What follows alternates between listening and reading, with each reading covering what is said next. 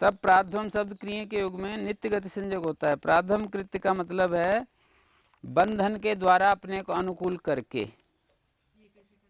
बंधनम हेतुर्यस्य तद बंधन हेतुकम, बंधनेन निमित्तेन आनुकूल्यम कृत्वा, बंधन के निमित्त से आनुकूल्य करके।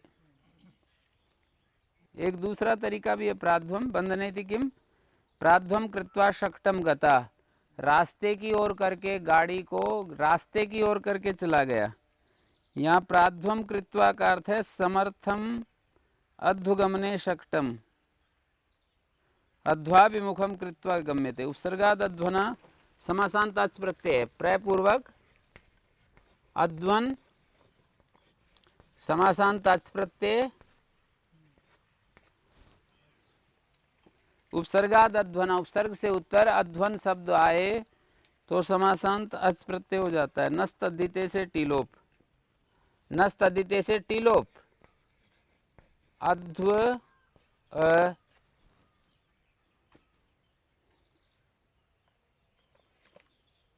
प्रगतम अध्वानम इति प्रादि समास, प्रगतम अध्वानम रास्ते की ओर, प्रादि समास हो गया। लक्षण प्रतिपदोक्त परिभाषा एवत्र प्राप्तो सिद्धायाम लाक्षणिको भी प्राध्वम शब्दो यत्र बंधनेन अभिसंबध्यते तत्रापि गति संज्ञा भवति इति ज्ञापनार्थम बंधन ग्रहणम। तेन यदा बंधनेन एव शक्तस्य अध्वनि सामर्थ्याद अध्वा विमुक्ता विवक्षते तदा प्राध्वम कृत्य शक्तम गतम इत्येतद् विसिद्धम भवति। न्यास पढ़ रहा था मैं। उपसर्गाद अध्वनाद समासान नस्तद्धिते टीलोप, प्रगतम अध्वानम प्रादि समास हो गया। अध्व के ऊपर डाल करके, अध्व पर रास्ते पर करके चला गया।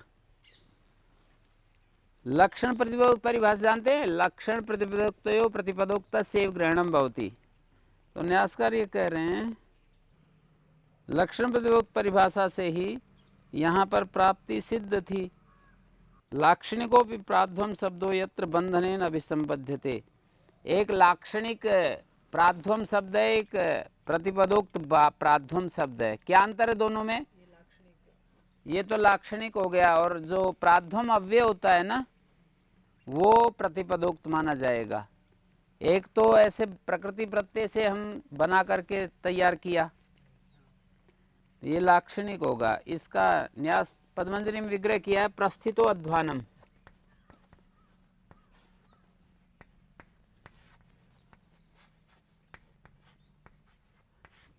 प्राध्वम, प्रस्थितो अध्वानम इति प्राध्व है।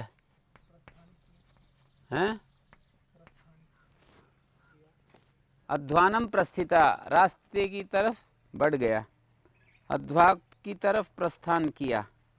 अत्यादया क्रांताद्यर्थे द्वितीय उपसर्गाद अध्वना अच लाक्षणिकत्वादेवत्र न भविष्यति तस्माद् अव्यस्य वयम प्रयोग।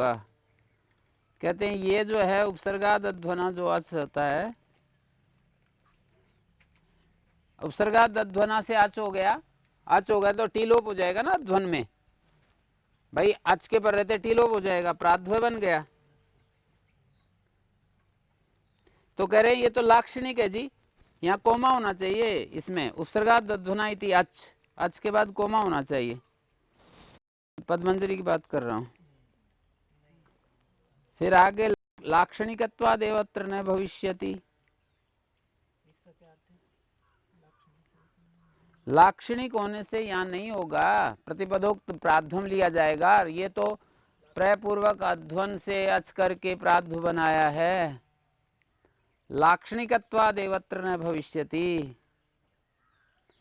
दो शब्द होते, एक प्रतिपदोक्त एक लाक्षणिक। ये लाक्षणिक है ना जी, प्रयपूर्वक अध्वन से प्रय उपसर्ग है, अध्वन से अच लाए, टीलोप हुआ, प्राध्व बना, ये तो लाक्षणिक है। लक्षण प्रतिपदोक्त प्रतिपदोक्त से ग्रहणम भवति, प्रतिपदोक्त का ही ग्रहण होगा, उसी को मतलब गति संज्ञा होगी, उसी गति संज्ञा होगी। इसका तो अपने आप ही ग्रहण नहीं होगा। प्राध्वम बंध ने क्यों कहा? तस्मात् अव्यस्य वयम प्रयोग आनुकूल्यम तो बंधन हेतुकम न विवक्षितम इति व्याचक्षते। बंधने सत्सप्तम्यर्थ द्वारकश्च प्राध्वम इत्यनेन संबंधः, बंधने सदी यदानुकूल्यम तद बंधन हेतुकमिति भाव। बंधन होने पर जो अनुकूलता तद बंधन हेतुकम भवति।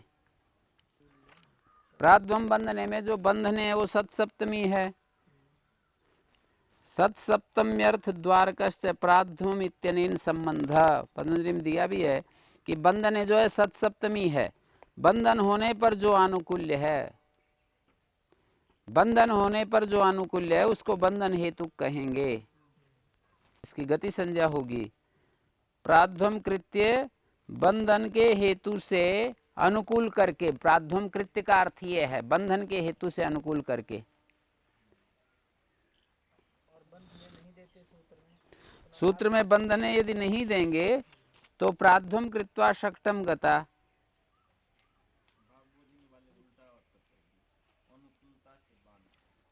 अनुकूलता से बंधने निमित्तेन अनुकूलम कृत्वा, अनुकूल्यम कृत्वा। बंधन के निमित्त से, बंधन के निमित्त से आनुकूल्य करके। अब ये प्राध्वम कृत्वा शक्तम गता है ना जी, यहाँ पर बंधन हेतु नहीं है। यूं कह रहे हैं अध्वगमन में जो गाड़ी थी वो समर्थ थी, अध्वाभिमुखम कृत्वा इति गम्यते। प्राध्वम कृत्वा शक्तम गता मतलब गाड़ी को रास्ते के ऊपर खड़ा करके या रास्ते पर डालकर चला गया। जैसे कोई व्यक्ति आया कहीं बाहर से, हमने उसको वहां तक रास्ते पर पहुंचा दिया, धनौरी के रास्ते पर, तो प्राध्वम कृत्वा शक्तम गता।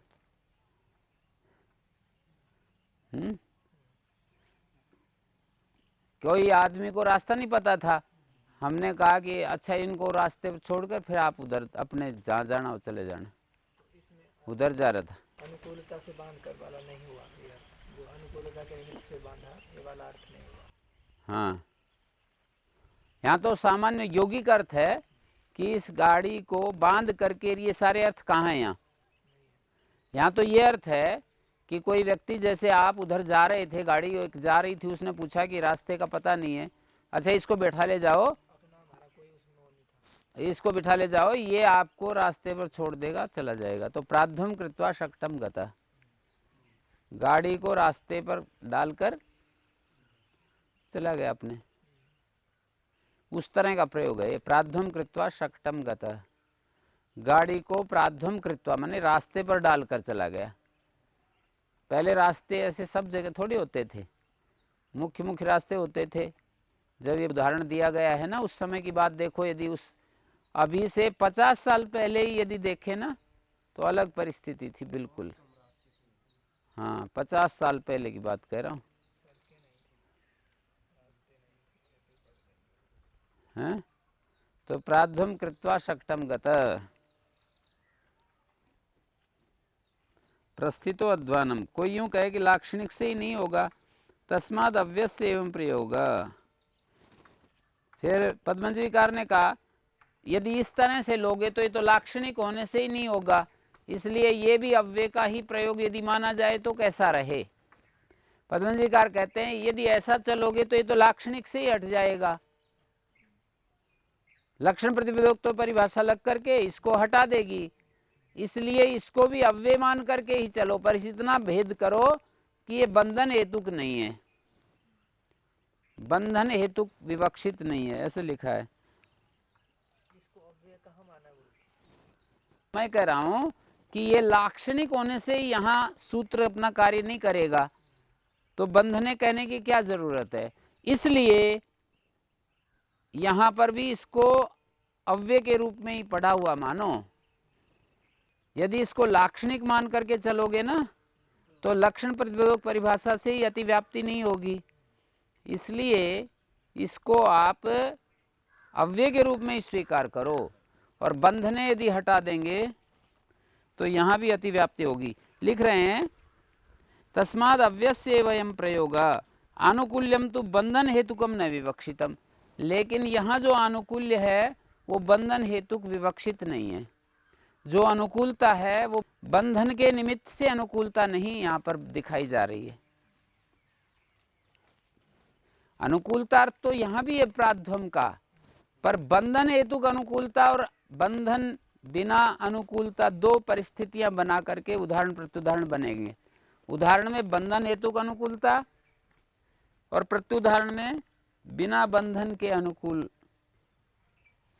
न्यासकार ने भी इसी तरह से खोला है कि प्रगतम अध्वानम प्रादि समासा लक्षण प्रतिपदोक्त परिभाषया एवत्र प्राप्तौ सिद्धायाम लक्षण प्रतिपदोक्त परिभाषा से ही लाक्षणिकों को भी प्राध्वम शब्दों यत्र बंधनेन अभिसंबध्यते। लाक्षणिक प्राध्वम शब्द भी जहाँ बंधन से जुड़ जाता है वहाँ भी गति संज्ञा हो जाती है। लाक्षणिक है ना ये प्राध्वम, ये यदि बंधन से संबद्ध हो जाए तो यहाँ भी गति संज्ञा हो जाएगी। लाक्षणिक होने पर भी यदि प्राध्वम शब्द बंधन से अभिसंबद्ध हो जाए तो इसकी गति संज्ञा हो जाएगी। ये आचार्य ज्ञापित करना चाहते हैं।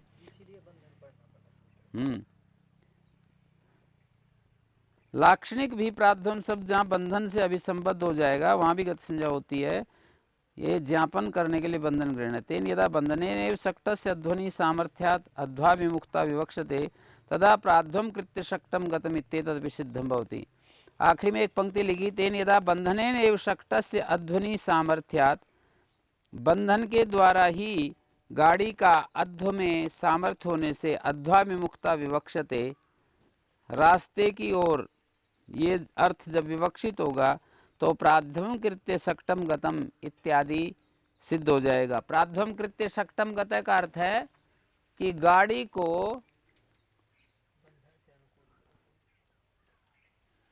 ये बंधन वो भी होता था जैसे गाड़ी जो होती है ना उसको बांधते थे रस्सियों से या उसकी चमड़े की बद्धियों से।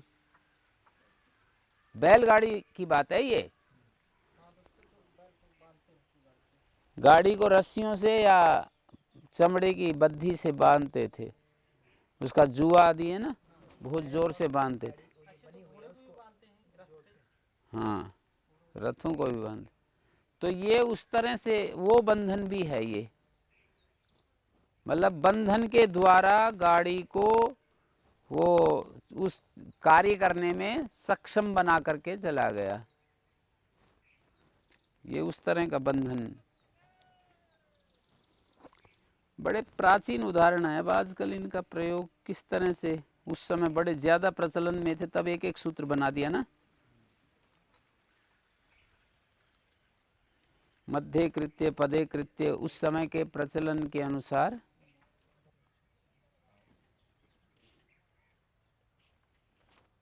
जीविकोपनिषदा ओपम में क्रियति वर्तते। जीविका और उपनिषद ये दो शब्द औपम्य विषय में क्रिय के योग में गति संज्ञक होते हैं। जीविका कृत्य उपनिषद कृत्य।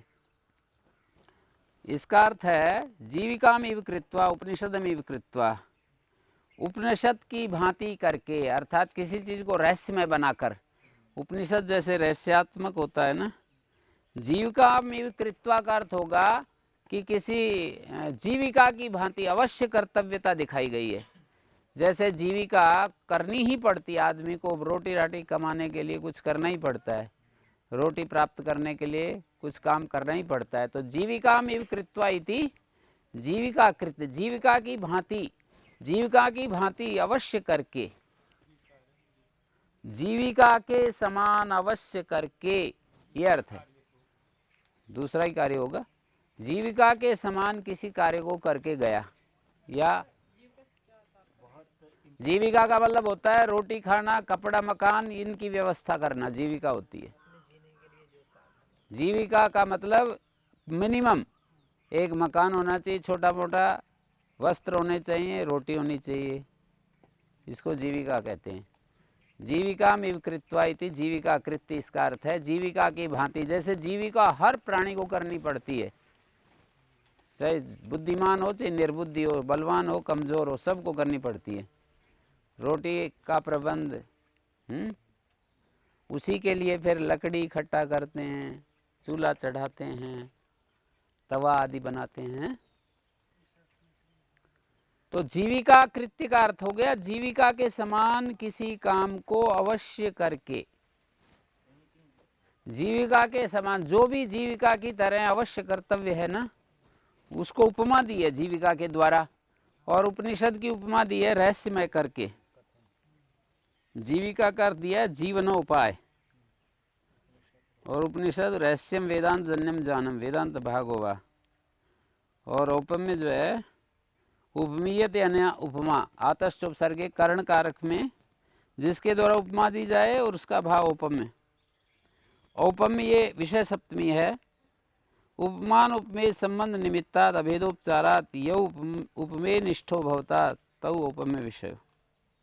उपमान और उपमेय संबंध निमित्त से या अभेदोपचार से जो उपमेय निष्ठ होते हैं, उपमान उपमेय संबंध निमित्तात् अभेदोपचारात् यौ उपमेय निष्ठो भवता, जो उपमेय निष्ठ होते हैं तौ औपम्य विषयो भवता।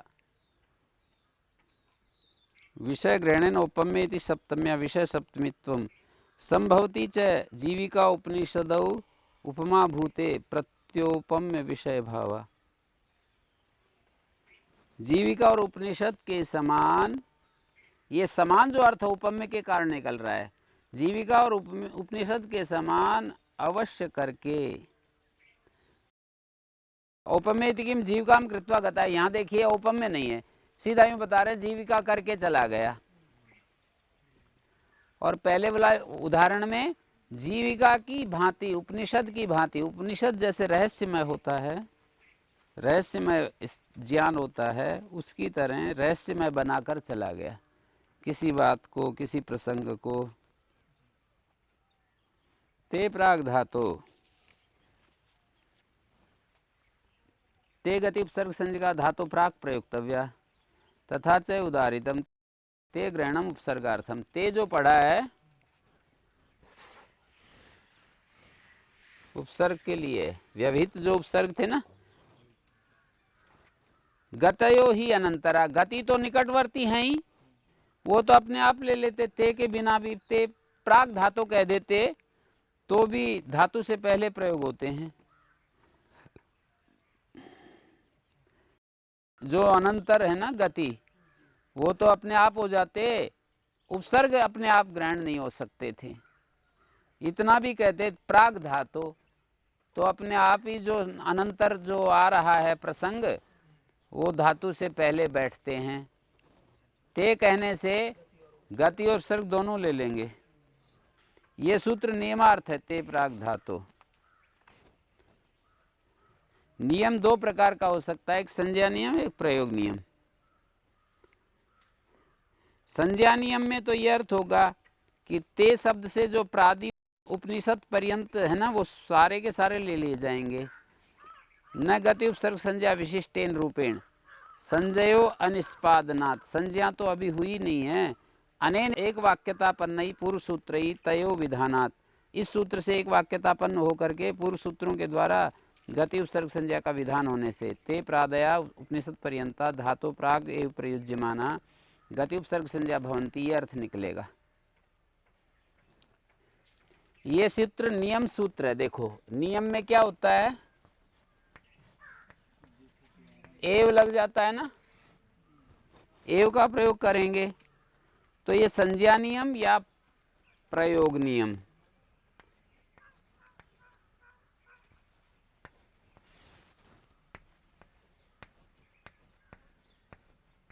संज्ञा नियम,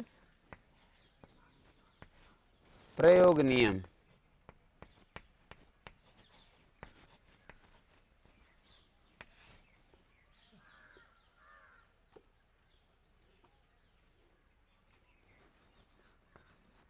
ये जो है नियम सूत्र है, संज्ञा नियम और प्रयोग नियम।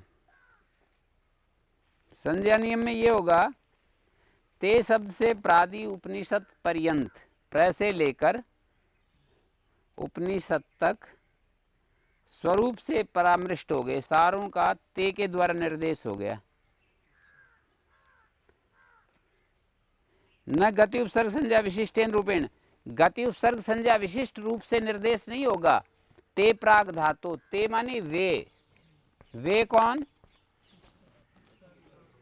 ते जो है गति उपसर्ग संज्ञा विशिष्ट रूप से गृहीत नहीं हो रहे हैं, केवल स्वरूप से निर्दिष्ट हो रहे हैं। प्रादया प्रादि जो स्वरूप और एक इनका नाम रख दें, गति संज्ञा उपसर्ग संज्ञा, तो ये तो गति संज्ञा उपसर्ग संज्ञा विशिष्ट रूप से गृहीत होंगे। और ते जब हम स्वरूप से निर्दिष्ट करेंगे तो प्रादि उपनिषद पर्यंत, प्रादय उपसर्ग क्रियायोग्य से लेकर उपनिषद तक जो शब्द हैं उन शब्दों का ते शब्द से गृहीत होगा। प्रादया, फिर उर्यादिच्विडाचश्च, सारे इस तरह से केवल शब्द उनकी गति संज्ञा उपसर्ग संज्ञा तो अब करने जा रहे हैं, मतलब उस गति संज्ञा उपसर्ग संज्ञा तो अब करने जा रहे हैं, बिना ही गति उपसर्ग संज्ञा केवल स्वरूप मात्र से ग्रहण कर लेंगे। हाँ, संज्ञा नियम बता रहा हूं। ते शब्द से क्या लेंगे? प्रादि उपनिषद पर्यंत, प्र से लेकर उपनिषद तक ते शब्द से गृहीत होंगे। स्वरूपेण परामृश्यन्ते, न गति उपसर्ग संज्ञा विशिष्टेन रूपेण, गति उपसर्ग संज्ञा विशिष्ट रूप से नहीं, स्वरूप से। हाँ, संज्ञयो अनिष्पादनात्, संज्ञा तो अब आगे निष्पादन की जाएंगी, अभी तक संज्ञा थोड़ी हुई हैं। पद्मंजरी में जो लिखा है वही मैं पढ़ रहा था।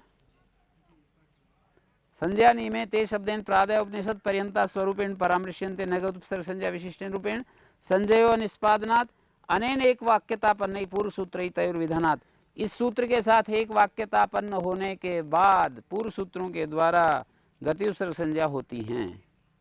ते प्रादय उपनिषद पर्यंता धातु प्रागे प्रयुज्यमान गति उपसर्ग संज्ञा भवन्ति।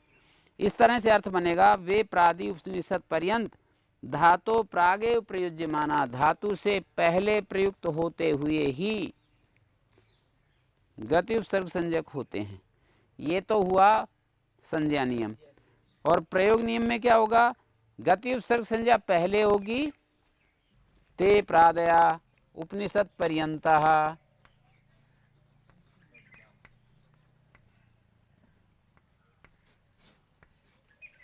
ते प्रादय उपनिषद पर्यंता धातु प्रागेव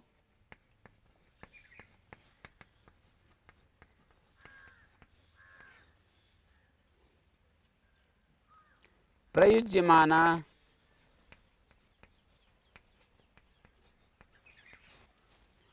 गति उपसर्ग संज्ञा भवन्ति।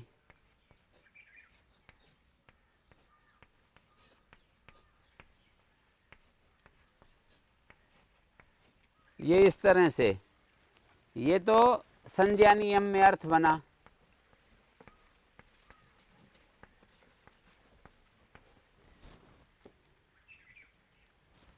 ते प्रादया उपनिषद पर्यंता